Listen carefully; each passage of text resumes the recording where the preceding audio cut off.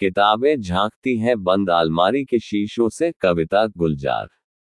किताबें झांकती हैं बंद अलमारी के शीशों से, बड़ी हसरत से तकती हैं।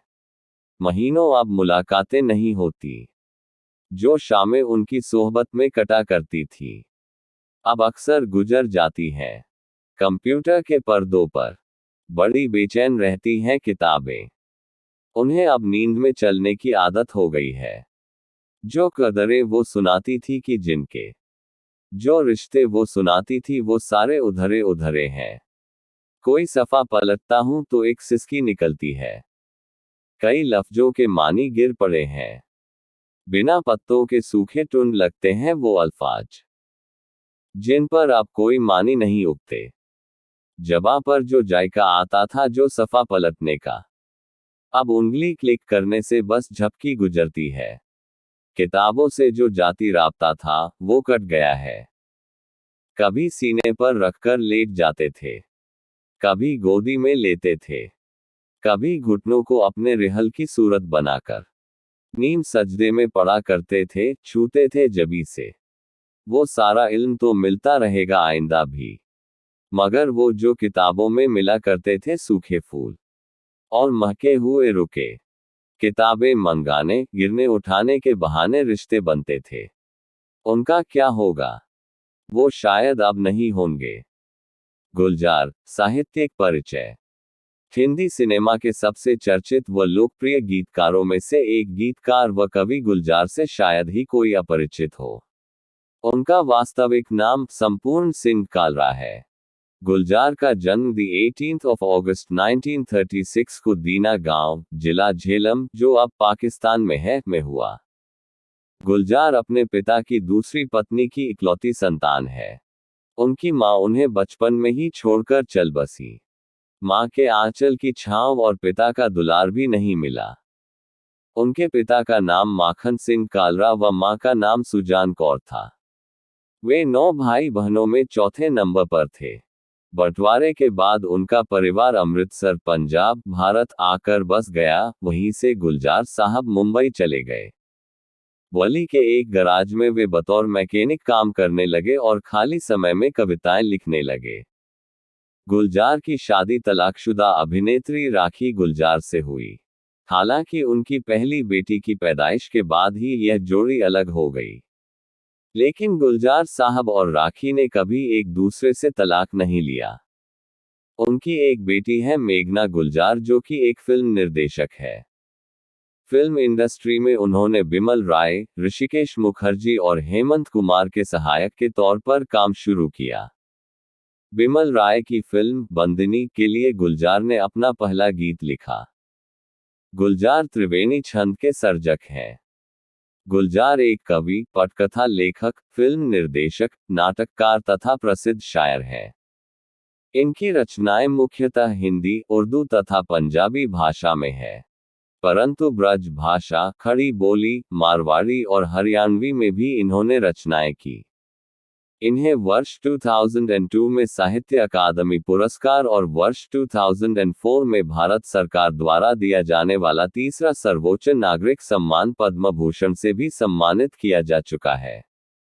डैनी बॉयल निर्देशित फिल्म स्लमडॉग मिलियनेयर में उनके द्वारा लिखे गीत जय हो के लिए उन्हें सर्वश्रेष्ठ गीत का ऑस्कर पुरस्कार मिल चुका है। इसी गीत के लिए उन्हें ग्रैमी पुरस्कार से भी सम्मानित किया जा चुका है। गुलजार ने हिंदी कविता के साथ साथ कुछ उर्दू नज़्में भी लिखी, लेकिन बावजूद इसके उन्हें हिंदी या उर्दू में से किसी एक और नहीं रखा जा सकता। उन्होंने अपने लेखन में कभी भी कोई हिंदी उर्दू का भेदभाव नहीं किया। हिंदी फिल्मों के लिए न केवल उन्होंने लगातार यादगार व मर्मस्पर्शी गीत लिखे बल्कि कई सफल फिल्मों का भी निर्माण किया। प्रमुख कृतियां पुखराज, एक बूंद चांद, चौरस रात, रात पश्मीने की, जानम, कुछ और नज़्में, यार जुलाहे, त्रिवेणी, छैया छैया, मेरा कुछ सामान आदि। प्रमुख कृतियां पुखराज, एक बूंद चांद, चौरस रात, रात पश्मीने की, जानम, कुछ और नज़्में, यार जुलाहे, त्रिवेणी, छैया छैया, मेरा कुछ सामान आदि। किताबें झांकती हैं। कविता का मूल स्वर एवं व्याख्या। यह गुलजार की कविता आज की भागदौड़ भरी आधुनिक दुनिया में उपेक्षित किताबों को अपने केंद्र में लेकर चलती है। किताबों को लेकर जो एहसास हमारे मानव मन में रहे हैं, उन्हें गुलजार ने इस कविता में बखूबी जगह प्रदान की है। इसमें कोई शक नहीं कि दुनिया तेजी से बदल रही है और इसी के साथ दुनिया के तौर तरीकों में भी आमूल-चूल परिवर्तन हो रहे हैं। हमारी पिछली पीढ़ियां जाहिर तौर पर ज्ञान के लिए पूरी तरह से किताबों पर ही निर्भर थी। जिन्हें किताबें नहीं उपलब्ध हो पाती थी, वे उसे अपने मित्रों से प्राप्त करते थे या फिर पुस्तकालय की शरण में जाते थे, जहां से किताबें पढ़ने के लिए उपलब्ध हो जाया करती थी। आज किताबों की वह दुनिया प्रयोग की दृष्टि से सिमटती जा रही है, क्योंकि उसके विकल्प उपलब्ध होते जा रहे हैं। किंतु किताब के साथ मनुष्य का जो पुराना संबंध स्थापित हो चुका है, वह आसानी से भुलाने वाली चीज नहीं है। कवि ने भी इस कविता में किताबों से जुड़ी यादों और अपने भावों को मनुष्य के प्रतिनिधि के रूप में प्रस्तुत किया है। इस कविता के कथ्य व मूल स्वर को निम्नलिखित बिंदुओं के आधार पर समझा जा सकता है। किताबों की उपेक्षित दुनिया। इस कविता में किताबें रूठी हुई हैं, मायूस हैं, बेचैन हैं। ऐसा इसलिए कि आज तक पढ़ने लिखने या प्रेमी रहा जो मनुष्य समाज उस पर पूरी तरह से निर्भर होता रहा है, आज वह तकनीकी माध्यमों की शरण में चला गया है। उसने किताबें छोड़कर हाल में कंप्यूटर, लैपटॉप, स्मार्टफोन थाम लिया है। अब उसी पर सब पढ़ना संपन्न हो जाता है। इससे किताबें अब अलमारियों में लंबे लंबे समय तक बंद रहने लगी हैं। अब लोगों की दिनचर्या में किताबों का महत्व खत्म सा होता जा रहा है। अब कोई किताबों को गोद में रखकर नहीं पढ़ता। अब कोई किताबें पढ़ते पढ़ते सो नहीं जाता। अब कोई अकेलेपन में किताबों को अपना साथी नहीं चुनता। नए बनने वाले शहरों में यहाँ तक कि पुस्तकालय के लिए जगहें नहीं छोड़ी जाती हैं। इस सबसे स्पष्ट है कि अब किताबों की उपेक्षा मानव समाज द्वारा की जाने लगी है, जो चिंताजनक बात है। गैजेट्स व इंटरनेट का बढ़ता वर्चस्व। आज और आने वाले समय की दुनिया गैजेट्स और इंटरनेट की दुनिया है, जिसके स्पष्ट संकेत हमें अभी से दिखाई देने लगे हैं। अब दुनिया भर की वेबसाइट, ब्लॉग और ऑनलाइन किताबें उपलब्ध हैं, जिसे इंटरनेट के जरिए विविध गैजेट्स पर पढ़ा जा सकता है। स्मार्टफोन ने तो मानव समाज में आज और बड़ी क्रांति ला दी है। समय के साथ स्मार्टफोन सस्ते होते जा रहे हैं, जिस पर इंटरनेट सर्फिंग करना इतना आसान है कि 5 साल से भी कम उम्र के बच्चे उसके आदी होते जा रहे हैं। मनोरंजन के क्षेत्र में तो और भी बड़ी क्रांति सामने आ खड़ी हुई है। स्थिति यह है कि बड़े बड़े बजट की फिल्में या वेब सीरीज अब स्मार्टफोन के रूप में मौजूद प्लेटफॉर्म पर इंटरनेट के जरिए रिलीज होने लगी है। सोशल मीडिया और वीडियो सर्च इंजन ने इसमें खतरनाक रूप से बढ़ोतरी की है। फोन पर ही इंटरनेट पर इतना सब कुछ देखने, सुनने, कहने के लिए उपलब्ध है कि लोगों के पास वक्त कम पड़ने लगा है। ऐसे में किताबों की अहमियत पूरी तरह से भुला दी गई है।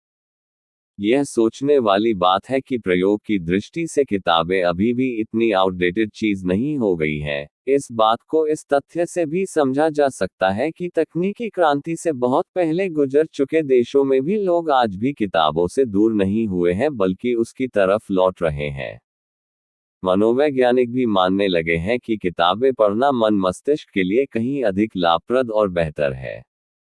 लेकिन हमारे देश भारत में अब यह स्थिति खतरनाक होती जा रही है। जहां गैजेट्स और इंटरनेट मनुष्य की चेतना को आदी बनाते जा रहे हैं।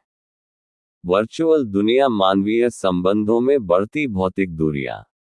कविता के अंतिम भाग में वर्चुअल दुनिया के बढ़ते खतरों की ओर कवि ने बखूबी संकेत किया है। पढ़ने लिखने वालों की दुनिया में पहले किताबों का एक अपरिहार्य स्थान था। लोग किताबों के लिए जगह जगह भटकते थे। कभी खरीदने के लिए शहर के एक कोने से दूसरे कोने, तो कभी साथियों और दोस्तों के घर पुस्तकालय भी आना जाना खूब होता था। इस प्रक्रम में लोग आपदा में खूब घुलते मिलते थे और बातचीत करते थे। प्रत्येक समाजीकरण का एक श्रेष्ठ माध्यम हुआ करती थी। पुस्तकों के लेन देन के बहाने न जाने कितनी दोस्तियां हुआ करती थी। यहाँ तक कि युवाओं के बीच प्रेम प्रसंग भी हुआ करते थे। कुल मिलाकर किताबें कोमल संबंधों का आधार बना करती थी। किंतु इंटरनेट व सोशल मीडिया के रूप में बढ़ती वर्चुअल दुनिया ने किताबों के स्पेस को लगभग खत्म कर दिया है और इसी के साथ मनुष्य के समाजीकरण का एक बड़ा जरिया भी समाप्त हो गया है। मनुष्य समाज के लिए यह अच्छे संकेत नहीं है। कवि ने अपनी कविता की अंतिम पंक्तियों में बड़ी चतुराई भरी कुशलता से इस ओर संकेत किया है।